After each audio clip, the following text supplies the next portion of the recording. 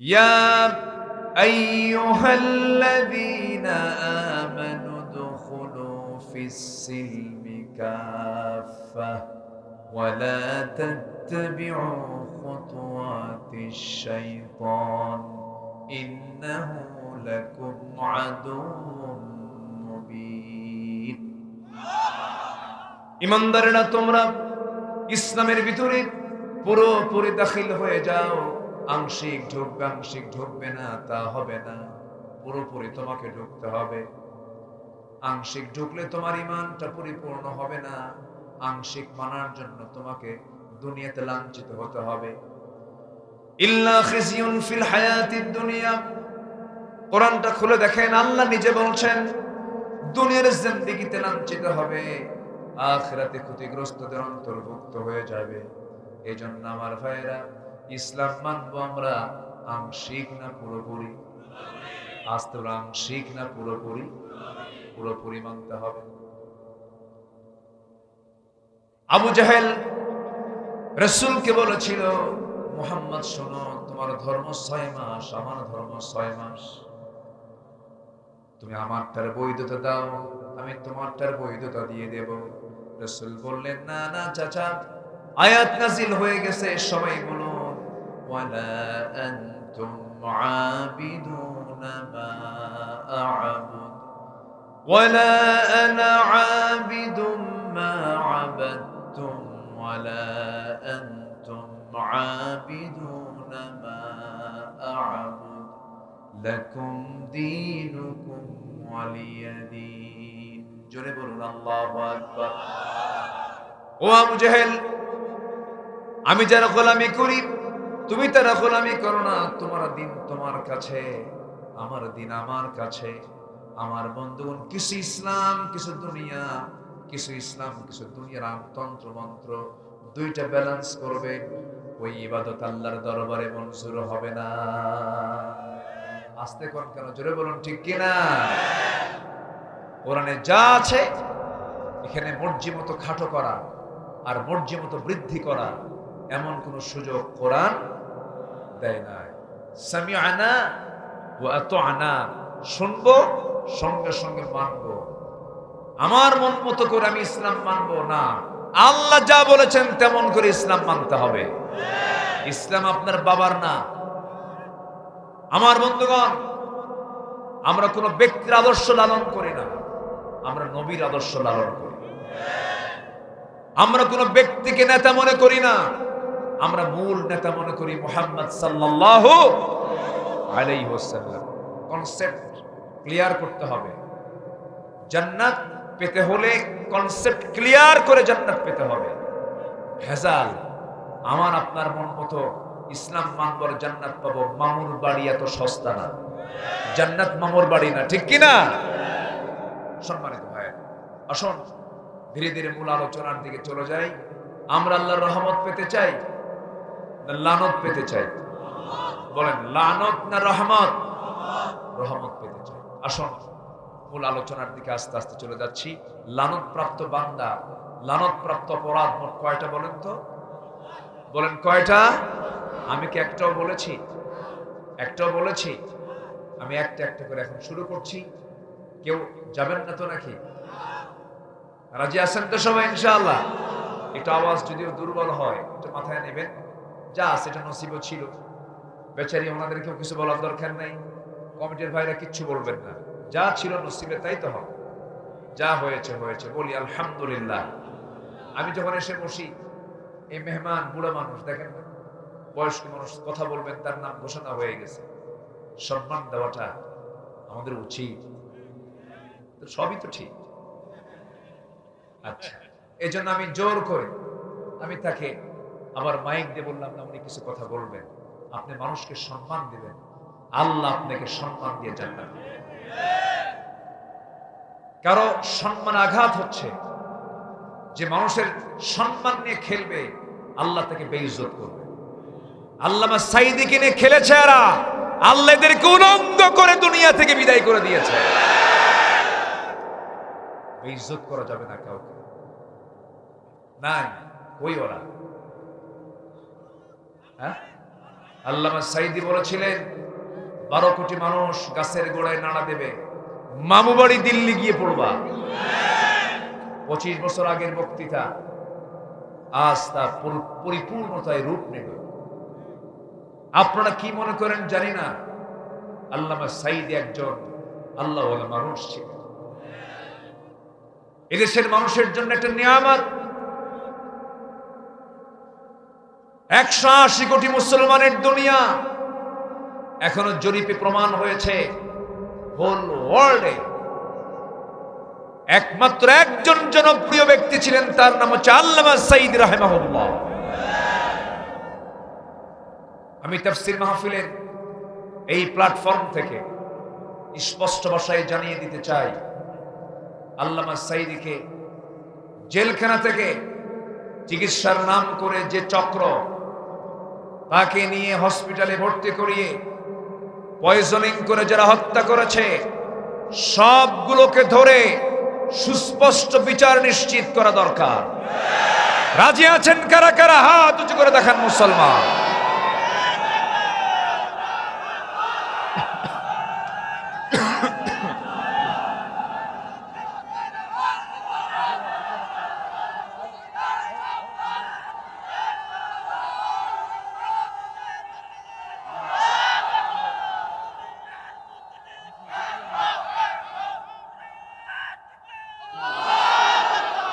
আল্লাহ কবুল করুন, জোরে বলি আমিন, আরো জোরে আমিন। ওরা আমাদের তালিকা করেছে 16 বছর। এই 16 বছর আমাদের তালিকা করে আমাদেরকে বলেছে রাষ্ট্রদ্রোহী, আমাদেরকে বলেছে দেশদ্রোহী, আমাদেরকে বলেছে রাজাকার। অহংকার মুহূর্তের মধ্যেই মিশে যায়। শুধু একটা শব্দ আজ তার পতনের মূল কারণ। রাজাকারের সন্তানরা চাকরি পাবে? এই দেশ নির্দিষ্ট কোনো একটা মহলের নয়, এই দেশ সবার, ঠিক কিনা? এই দেশকে নির্দিষ্ট মহলের না, সবার, সবার। এটা মাথায় রাখতে হবে। অহংকার দেখাবেন, হেরে যাবেন। মাফ করবেন, আল্লাহ আপনাকে মাফ করবেন। এত জিদ, 50 বছর আগের কাহিনী আর ফুরায় না। দেশ কোথায়? খালি কাহিনী খোঁজে। কারো বাবার দেশ, কারো স্বামীর দেশ, মাঝখান দিয়ে আমরা শেষ। আমরা কিচ্ছু চাই না, আমরা সামনে চাই কোরআনের দেশ, ঠিক কিনা? সব দেখছি আমরা। কেউ 25 বছর, কেউ 16 বছর, কেউ 9 বছর, মাঝখান দিয়ে মঈনুদ্দিন ফখরুদ্দিন কয়েক বছর। সব দেখছি। সব মুসলমান, কিন্তু কেউ কোরআন আনে নাই পার্লামেন্টে। কি আমি কি ভুল বলতেছি? ভুল বলতেছি? সব ধোঁকাবাজি, খালি মোড়ক। ভোট দিবেন, বাঁশ দেন, খালি বাঁশই খাইছি আমরা। আমরা জাতি হিসাবে এত ধোঁকা খাইলাম না তাদের দ্বারা। এখনো চাঁদাবাজি আছে না নাই বলেন তো? একজনের গার্মেন্টস আরেকজন দখল করে বসে আছে। বাস্তব তো এগুলো। যুবকরা, ছাত্ররা, তোমরা 5 আগস্ট পর্যন্ত যে আন্দোলন করেছ, এই রক্তকে বৃথা যেতে দেওয়া যাবে না। মাত্র 45 মিনিটে তোমরা তাকে টাইম দিয়ে এই দেশ থেকে তাড়িয়েছ। তোমাদের অবদান অনেক, ঠিক কিনা? ঠিক কিনা? মুগ্ধ রক্ত দিয়েছে, রংপুরের আবু সাইদ রক্ত দিয়েছে। এই রক্তকে বৃথা যেতে দেওয়া যাবে মাথায় রাখতে হবে। কোন অন্যায় নিজে করবো না, কাউকে অন্যায় করতে দেব। আসুন না, কোরআন তো সবার। রাগ করলেন আপনারা? একটু গরম করে রাগ করে কত গেলাম। এটা রাগের কথা না, এটা মহাব্বতের কথা।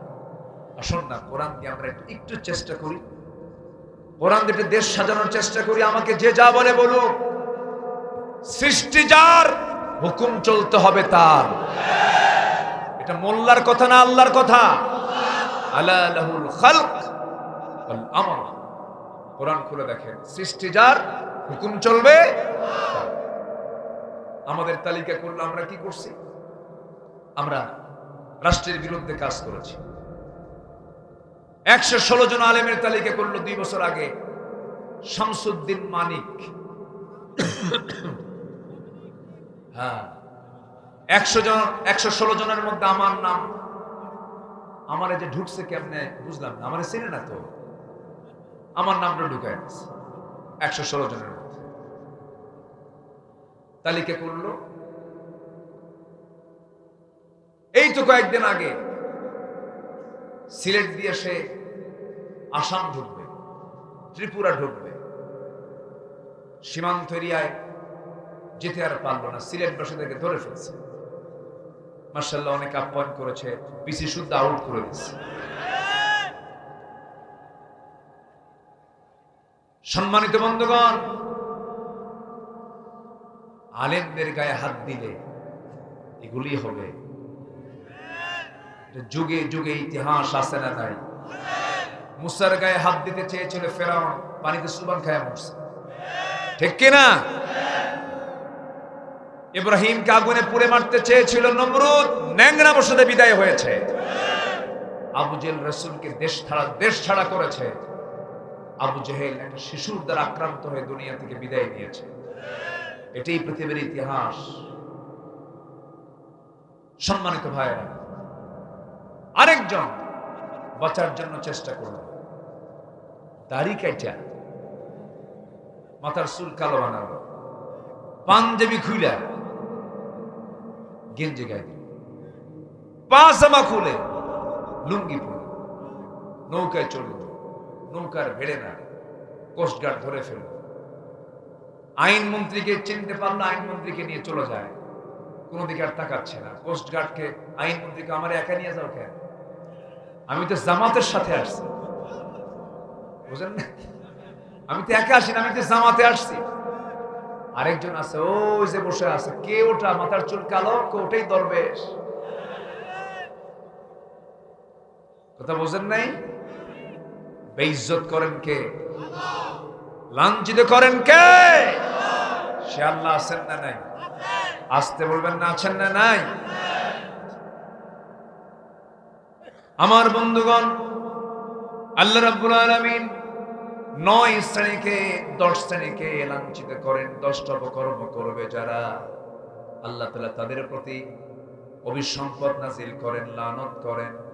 নাম্বার 1 হলো জমিনে যারা বিপর্যয় সৃষ্টি করবে এবং আত্মীয়তার বন্ধন যারা ছিন্ন করবে।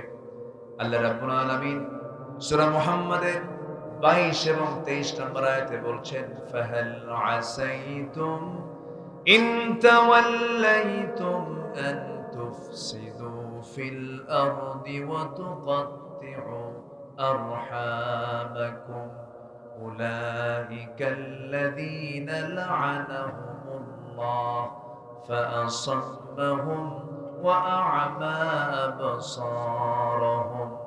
জোরে বলুন আল্লাহু আকবার।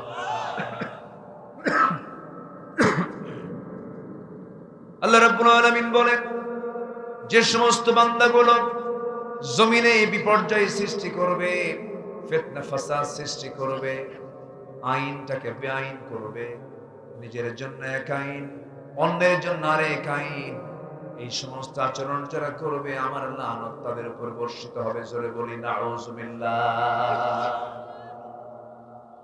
কম বিপর্যয় সৃষ্টি করেনি, আয়না ঘর বানিয়েছিল। আয়না ঘর আমি দেখেছি।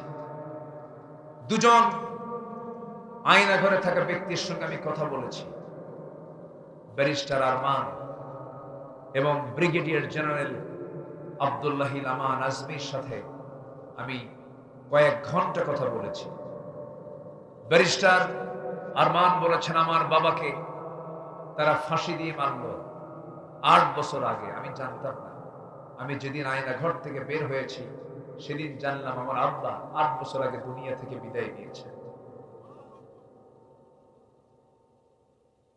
ব্রিগেডিয়ার জেনারেল আব্দুল আমান আজমি বললেন, এই 8টা বছর আয়না ঘরে থেকে সূর্যের মতো নিয়ামত এই সূর্যের চেহারা আমি দেখতে পাইনি, আমাকে দেখতে দেয়নি।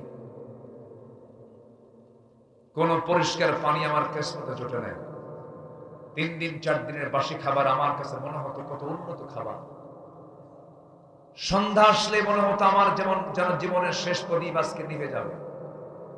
এমনই করে তারা 8টা বছর পার করেছিলেন।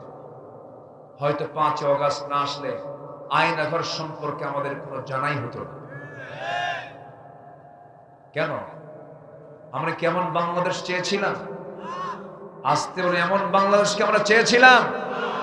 সাইয়েদনা ওমর ফারুক বলেন, ফোরাত নদীর তীরে একটা কুকুর যদি অনাহারে মারা যায়, আর ইরাকে রাস্তা খারাপের কারণে যদি উটের পা পড়ে উটের পা যদি ভেঙে যায়, উটের পা কেন ভাঙলো, কুকুর কেন মারা গেল, এটার জন্য আমার আল্লাহর আদালতে জবাব দিতে হবে। সেই খলিফারা শুধু মানুষের চিন্তা না, একটা প্রাণীর চিন্তায় টেনশনে থাকতেন। আর আমার দেশে লাশ পড়ে থাকে, বিচারও হতো না। আসতে কবেন না, জোরে কোন ঠিক কিনা? অভিজিৎ হিন্দু, তাকে শিবির সন্দেহ করে মারল। অভিজিৎ লুঙ্গি খুলে দেখালো আমি হিন্দু, এরপরও তাকে রেহাই দেয় নাই।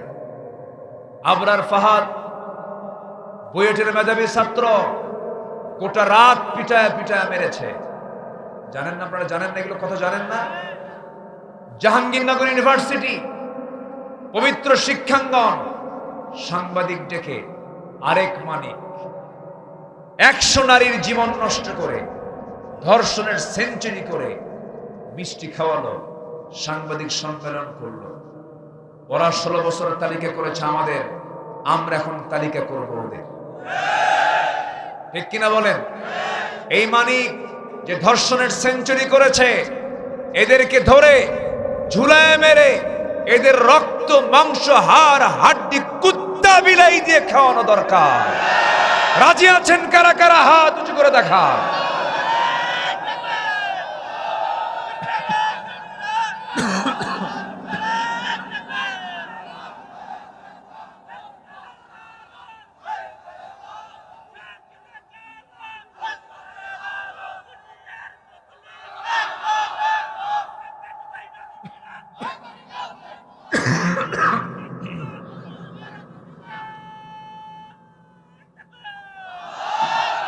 জি, এই স্লোগানও দিতে দেয়নি আমাদের। মাহফিল আসলাম, বসলাম, জনগণ স্লোগান দেয়। কিছু আতিপাতি নেতা বলে স্লোগান চলবে না। যারা কয় স্লোগান চলবে না, ওদের জানাজাও চলবে না। জানাজায় স্লোগান আছে না নাই? প্রথম তাকবীর কি? আরো জোরে। দ্বিতীয় তাকবীর কি? আমার মনে হয় যারা আল্লাহু আকবার আওয়াজকে বন্ধ করতে চায়, ওদের জন্মের সমস্যা। ওয়াজ কি শুধু আমি পারি? দেখেন ওয়াজ কেমন হতো।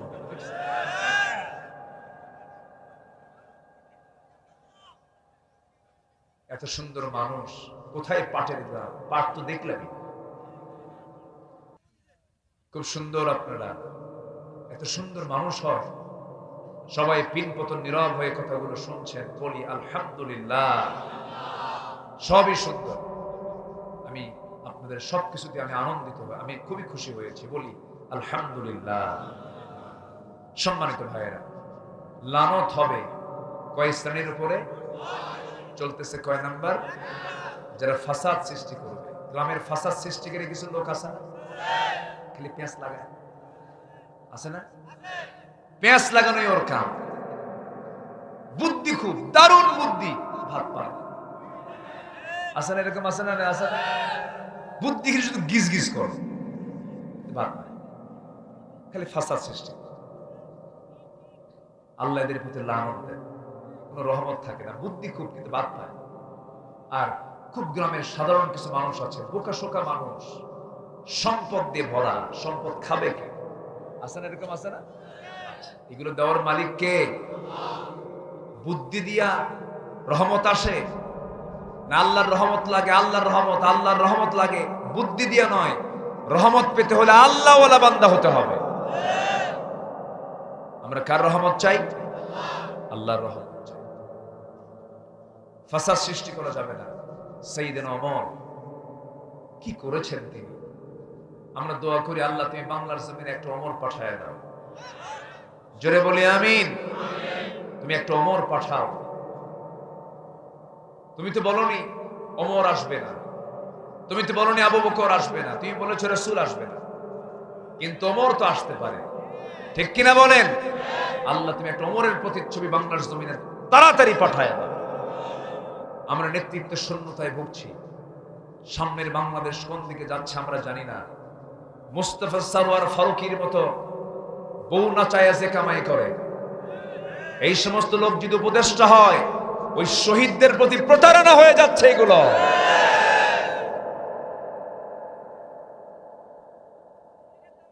নাটক করে, সিনেমা করে যারা, তাদের মধ্যে কোন ইসলামের গন্ধ আছে? আস্তে গন্ধ আছে? নাটক পাড়া যান, ওদের নাটক অভিনয় ভালো হয়, কিন্তু পরিবারের শান্তি নাই, পর্দা নাই, তো ইসলামের কোন অনুসরণ নাই, ইসলামের কোন অনুসরণ নাই তাদের ভিতরে। সম্মানিত ভাইয়েরা, নেতৃত্ব দেওয়ার জন্য তারা উপযুক্ত নয়। অনেক উপযুক্ত লোক বাংলার জমিনে আছে না নাই? অনেক উপযুক্ত লোক ছিল। সম্মানিত ভাইয়েরা, কেন যেন মনে হচ্ছে আমার কাছে, এই জন্য আমরা সতর্ক থাকব, সজাগ থাকব। অন্যের বিরুদ্ধে প্রতিবাদ করার দরকার আমাদের আছে না নাই? সাইয়েদনা ওমর ফারুক রাদিয়াল্লাহু তাআলা আনহু কি মানুষ ছিলেন! আল্লাহু আকবার, কি শান্তি তিনি প্রতিষ্ঠা করলেন। রাষ্ট্রের চেয়ারে যেদিন বসলেন, সেই দিন থেকে নিয়ে শুরু করে মৃত্যুর দিন পর্যন্ত ওমর ফারুক কোন রাত নিজের পিঠটাকে বিছানার সঙ্গে লাগাতে দেন নাই, ঘুমাতে পারেন নাই। ঘুমাতে গেলেই মনে হয়ে যেত, না জানি আমার জনগণ কেমন আছে, প্রতিবেশীগুলো কেমন আছে। তার একটা রাতের কথা আমার মনে পড়ে গেল। সবার কম বেশি ইতিহাসগুলো জানা আছে। সাইয়েদনা ওমর ফারুক রাদিয়াল্লাহু তাআলা আনহু কোন এক রাত্রিতে এশার নামাজ মসজিদে পড়লেন না পড়ালেন? বলেন বলেন, রাষ্ট্রপতি হবে যে, সে নামাজ পড়বে না পড়াবে? পড়বে না পড়াবে? এমন রাষ্ট্রপতি যেদিন বাংলার জমিনে আসবে, সেই দিনই দেখতে পাবো জমিনের রহমত শুরু হয়ে গেছে। রাষ্ট্রপতি পড়বে না পড়াবে? ওমর ফারুক পড়েছেন না পড়াইছেন? পড়াইছেন। এশার নামাজ পড়ালেন। নামাজ পড়ায়া ঘরের মধ্যে চলে গেলেন, কিছু খেলেন। খাওয়ার পর বউটাকে ডাক দিয়ে বলছেন, বউ আমার, প্রতিবেশী দেখার দায়িত্ব আমার। জনগণ কেমন আছে আমি জানি না, অন্ধকারে একটু আড়াল থেকে দেখতে চাই আমার দেশের জনগণ গুলো কেমন আছে। একাকি বের হয়ে গেলেন। প্রতিবেশীর ঘর থেকে কান্নার আওয়াজ আসে। কে কান্দে? বাচ্চাগুলো কান্দে কেন? সূত্র তিনি খুঁজে বের করলেন। বাচ্চার মাকে ডাক দিয়ে বললেন, মহিলা, কেমন মা তুমি হয়েছো, এই গভীর রাতে সন্তানগুলো কান্নাকাটি করে খাবার দিতে পারো না? মহিলা বলে, আমি আপনাকে চিনি না, আমি বিধবা মানুষ, আমার ঘরে পানি ছাড়া বিকল্প কোনো খাবার আমার বাড়িতে নাই। সাইয়েদনা ওমর ফারুক কেঁদে ফেললেন, কোনো কথা বললেন না, সোজা চলে গেলেন। খাদ্য গুদামের ম্যানেজারকে বললেন, এক বস্তা আটা আমি ওমর আমার নামে এন্ট্রি করো।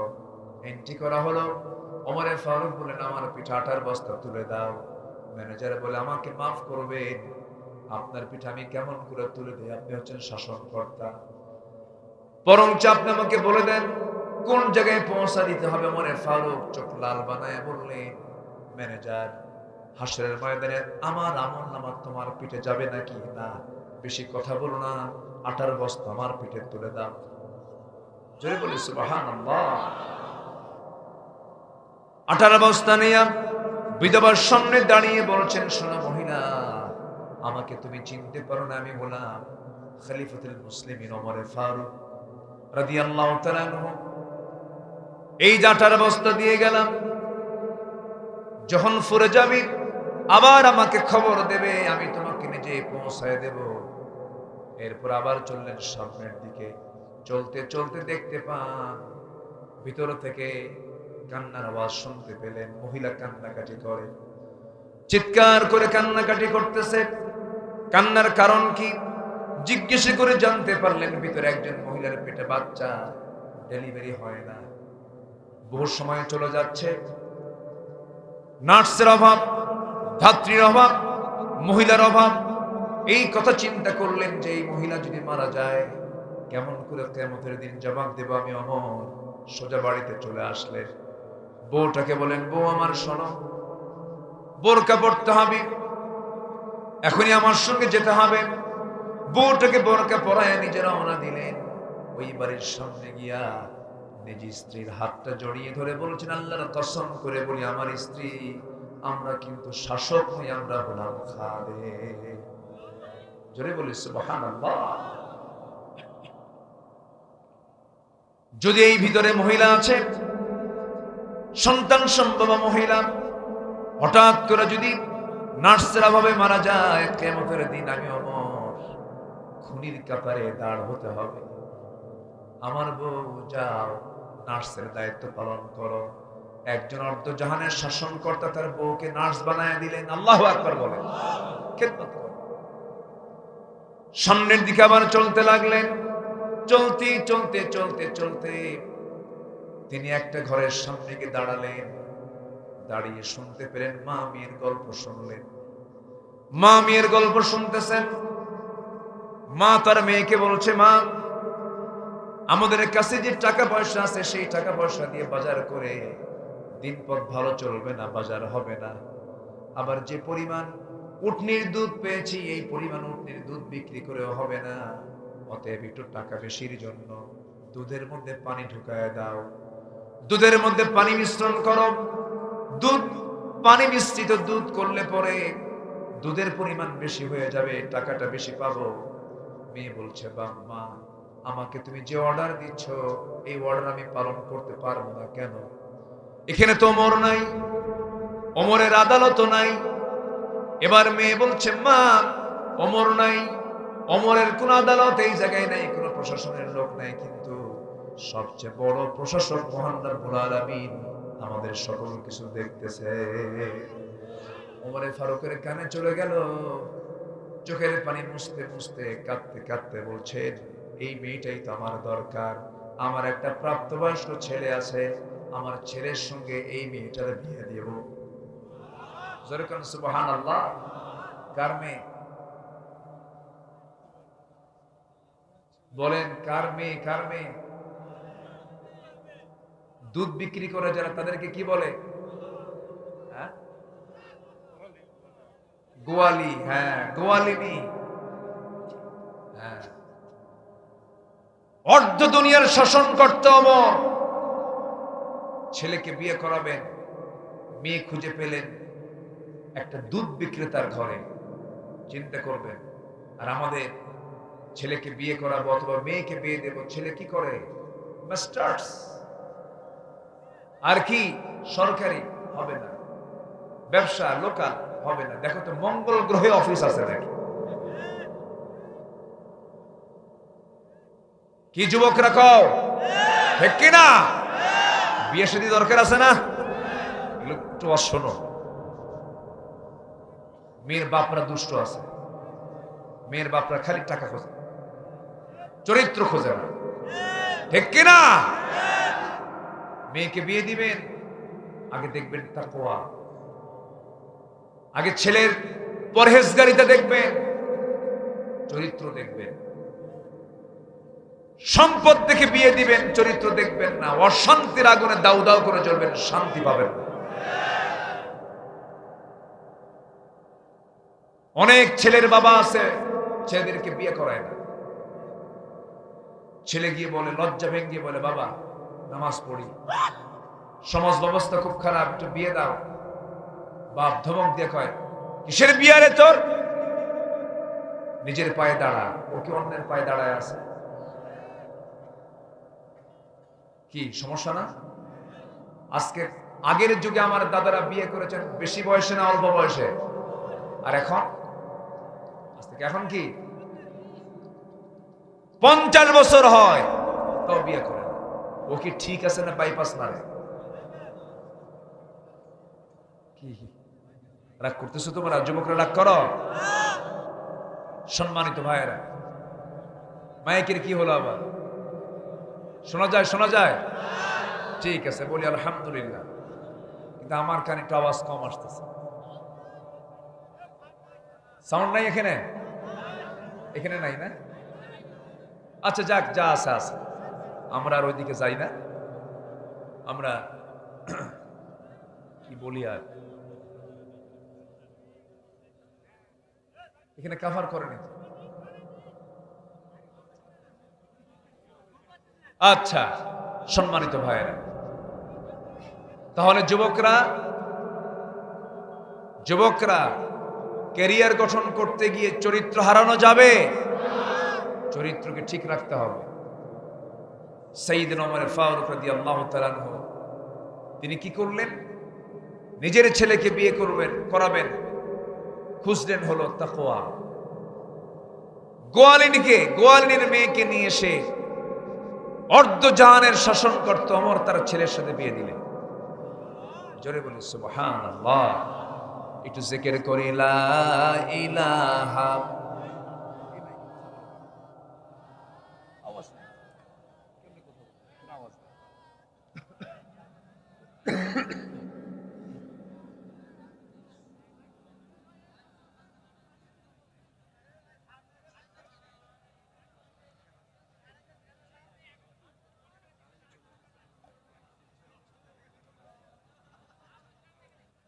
ও জিকির করি লা ইলাহা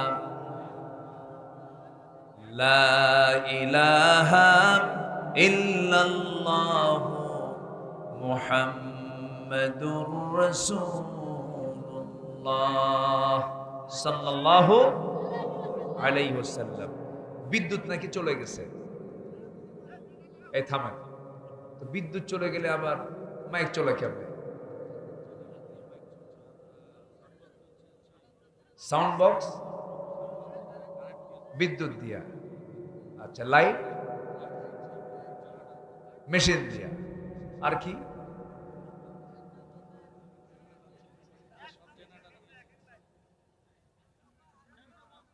আচ্ছা যাক, আবার বিদ্যুৎ আসছে, বলি আলহামদুলিল্লাহ। বেশি জোরে বলার দরকার না, আবার যেতেও পারে। এগুলি করবেন আপনারা, আগামী থেকে এগুলো সতর্ক থাকবেন।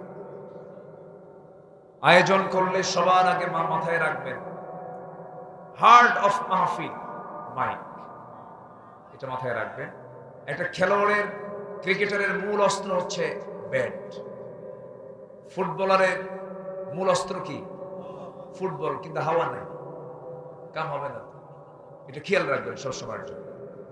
সম্মানিত ভাইয়েরা, ওমরে ফারুক রাদিয়াল্লাহু তাআলা আনহু চলতেছেন রাতের আধারে, হঠাৎ করে দেখেন একটা ঘরের ভিতর থেকে বিরহের গান আসতেছে কানে। ভাবলেন এত রাত্রিতে একটা নারী পর পুরুষকে পাওয়ার জন্য গান গায়, এই গান কোন মহিলা গায়? কেন এত সাহস?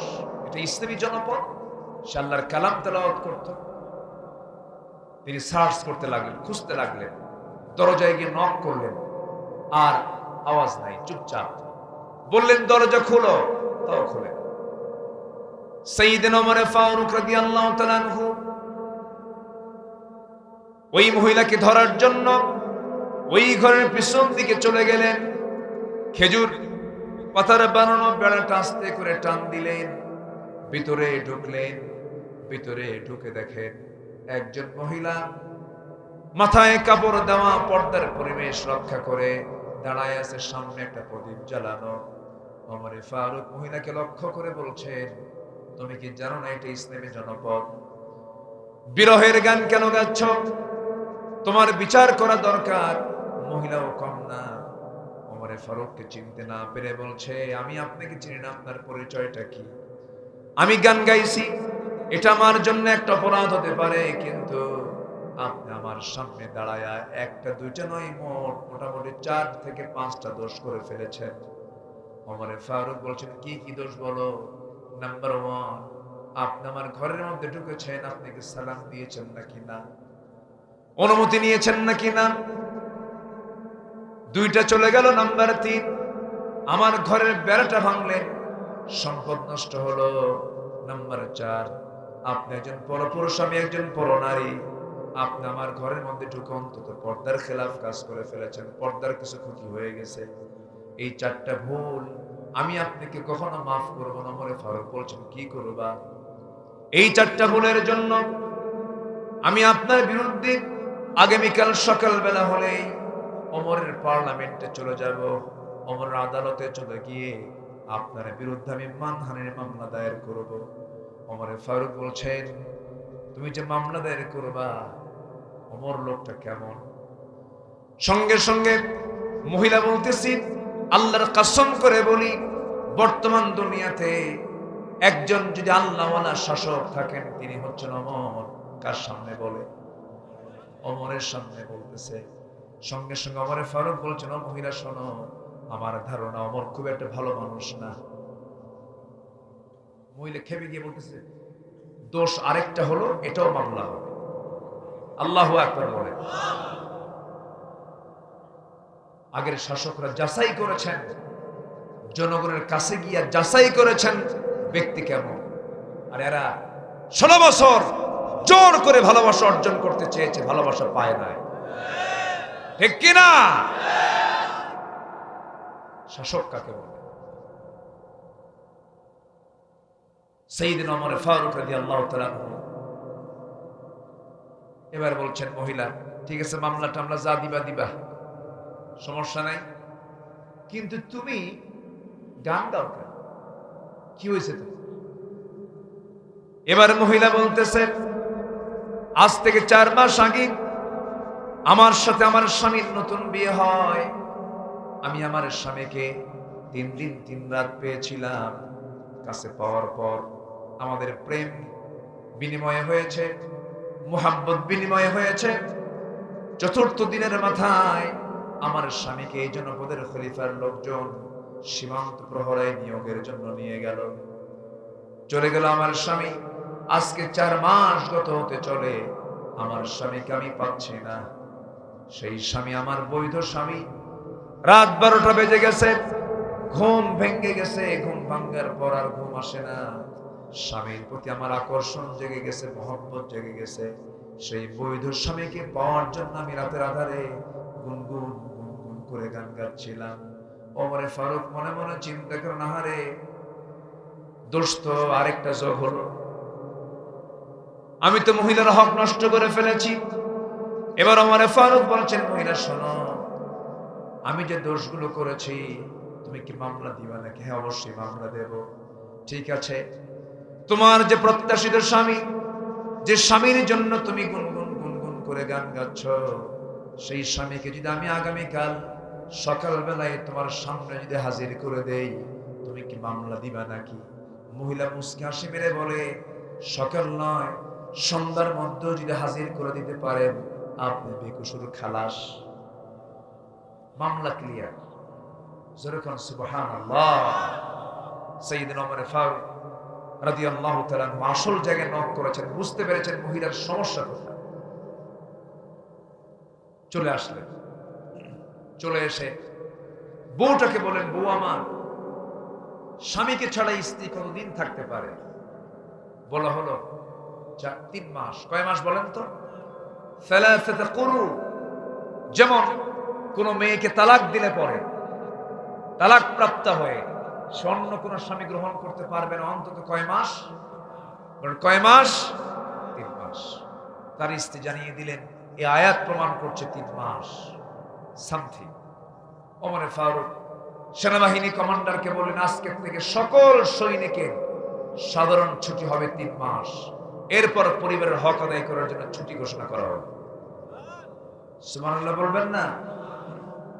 তারা ছিলেন শাসক, তারা দেশ চালিয়েছেন, রাষ্ট্র চালিয়েছেন। তাদের মাঝে আল্লাহর ভয় ছিল। আমরা চাবো এমন শাসক আমার দেশে আসুক, যাদের দিলটা বড় থাকবে হলো আল্লাহর ভয় দিয়ে। আসতে বলবেন না, কি দিয়া? আল্লাহর ভয় দিয়া। তাহলে ফাসাদ আর সৃষ্টি হবে না। জমিনে বিপর্যয় সৃষ্টি হবে না। আল্লাহ লানত অভিসম্পাত করেন কয়জনের উপরে? 10 জন, 10 শ্রেণীর উপরে। আমি বলেছিলাম আত্মীয়তার বন্ধন যারা ছিন্ন করবে তাদের উপর আল্লাহর লানত নাযিল হবে। আত্মীয়তার বন্ধন যারা ছিন্ন করবে এমন লোক মনে হয় পাটগ্রামে নাই। আসতে বলবেন না, আছে না নাই? ভাইয়ের বিরুদ্ধে ভাই মামলা দেয়,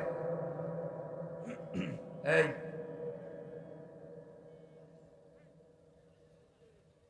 কি সমস্যা? মুরব্বী কোয়া যাবে না তো? আমি কই এই, কারণ মুরব্বী বললি সমস্যা, আবার সোনামণিও সমস্যা।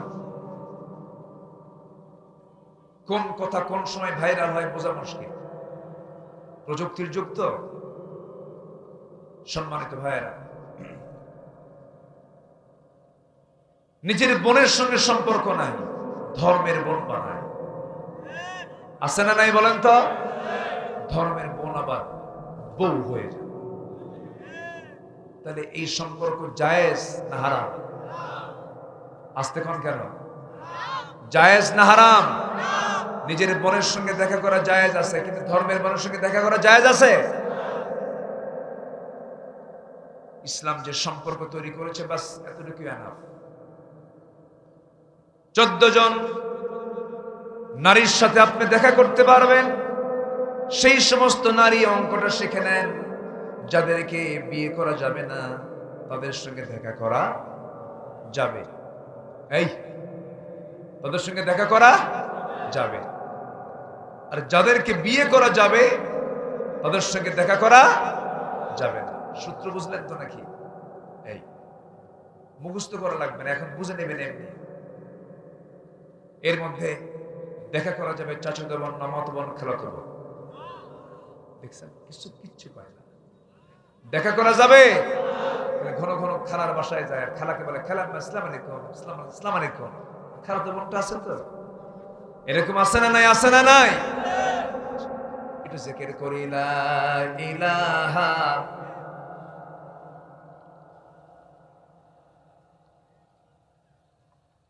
আরো জোরে লা ইলাহা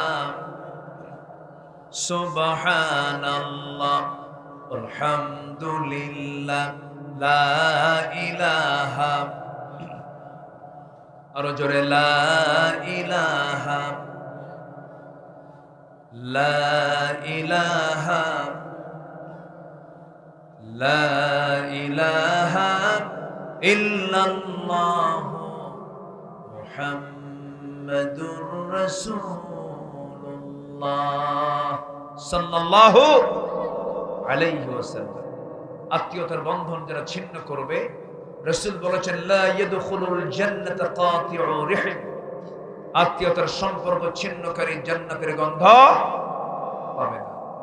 2-1 জন করে লোক একটু উঠতেছেন, ভাবতেছেন মনে হয় আমি দেখতেছি না, এরকম নাকি? কেউ যাবেন না, একটু বসেন, আমরা সব ভাই বোনকে নিয়ে একসঙ্গে দোয়া করব।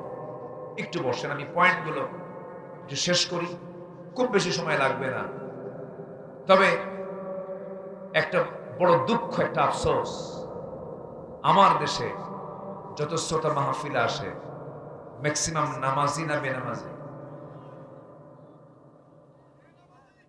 ভালো করে কন, একটু চিন্তা করে কন, ভালো করে কন তো, বলেন তো, নামাজি না বেনামাজি? অধিকাংশই বেনামাজি। গোটা পৃথিবীর ভিতরে আমার মনে হয় বাংলাদেশে একটা ব্যতিক্রম।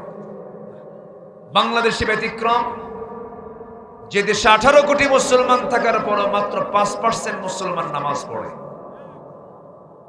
কেন এই চিত্র কেন হয়েছে? এই দেশের অধিকাংশ নেতাগুলো বেনামাজি, ঠিক কিনা বলেন? যে নেতার নামাজ নাই, যুবকরা যে নেতা তোমাকে মদের বোতল তুলে দেয়, নারী আগায় দেয়, জেনার জন্য উস্কায় দেয়, অস্ত্র হাতে তুলে দেয়, ওই সমস্ত নেতৃত্বের মুখে আমরা জুতা মারি, থুতু মারি। নামাজ সবার আগে কি বলেন তো? জীবনে এক ওয়াক্ত নামাজ ছাড়বো না, কারা কারা হাত তুলে দেখান দেখি। জোরে বলি ইয়া আল্লাহ, আমাদেরকে 5 ওয়াক্ত নামাজ আদায় করা তৌফিক তুমি আল্লাহ দিয়া দাও। জোরে বলি আমিন, আরো জোরে আমিন, আরো জোরে আমিন। নামাজ পড়তে রাজি আছেন তো? ইনশাআল্লাহ। মা বোন যারা আছেন নামাজটা পড়বেন। মাহফিলেও পুরুষের চাইতে আজকে মারা কম আসে না বেশি আসে? মার্কেটেও বেশি যায়। সব জায়গায় বরকত, মার্কেটেও বরকত, মাহফিলেও বরকত। কি মার্কেটে বরকত? বরকত ওরে বাপরে বাপ। স্বামীর সামনে নতুন শাড়ি পরে না, কাপড় চোপড় পরে না, মার্কেটে যখন যায় তার ডেকোরেশনটা কি? মাথার চুল খোলা, 3 পিস লাগায়া, হাই হিল লাগায়া, সাইড লিপস্টিক লাগায়া দোকানদারের সামনে গিয়া ঠ্যাঙের উপরে ঠ্যাং তুলে দিয়া দোকানদারকে বলে, ভাইয়া একটা শাড়ি দেখানো যাবে কি? এত সুন্দরতার মাখরাজ, সিফাত। দোকানদারও কম না, দোকানদার শাড়ি একখান বের করে নিজের গায়ের সঙ্গে লটকে দিয়ে বলে, আপা এই শাড়ি কিন্তু আপনাকে দারুণ মানাবে। ওটা আরেক বদমাইশ আছে না নাই? সবার বাড়িতে মা বোন আছে, এই নোংরামি করার কোনো সুযোগ দেওয়া যাবে? আল্লাহ সবাইকে বোঝার তৌফিক দাও। জোরে বলে আমিন। আত্মীয়তার বন্ধন ছিন্নকারী কি বলেন তো? জাহান্নামী। বলেন কি? বলেন তো, বলেন তো। নিজের বোন আগে দরকার না ধর্মের বোন আগে দরকার? নাম্বার 2 হলো যারা সীমা লঙ্ঘন করবে তাদের উপর আল্লাহর লানত। নাম্বার 3 হলো মহান আল্লাহর সত্যবাণীকে গোপন করবে যারা, তাদের উপর আল্লাহর লানত। নাম্বার 4 হলো যে সমস্ত বান্দাগুলো মুমিনদেরকে অন্যায় করে হত্যা করবে তাদের উপর আল্লাহর লানত। নাম্বার 5 হলো মুনাফিক এবং কাফেরদের উপর আল্লাহর লানত। মুনাফিকরা দুনিয়াতেও লাঞ্ছিত হয়, আখিরাতেও লাঞ্ছিত না, জাহান্নামে যাবে। কোথায় যাবে? জাহান্নামে। মুনাফিক তো পাটগ্রামে নাই, আসতে বলবেন না, আছে না নাই? আচ্ছা। নাম্বার 6 হলো কুফরি এবং কাফের অবস্থায় যদি কেউ মৃত্যুবরণ করে, ইন্নাল্লাযীনা কাফারু ওয়া মাতু ওয়া হুম কুফার উলাইকা আলাইহিম লা'নাতুল্লাহ ওয়াল মালাইকাতি ওয়ান নাসি আজমাইন। নাম্বার 7 আল্লাহ এবং রাসূলের যারা শত্রু তাদের উপর আল্লাহর লানত। আল্লাহকে গালি দেওয়া, রাসূলকে নিয়ে বাজে কথা বলার মতো কিছু কুলাঙ্গার আমার দেশে আছে না নাই? আসতে বলবেন না, আছে না নাই?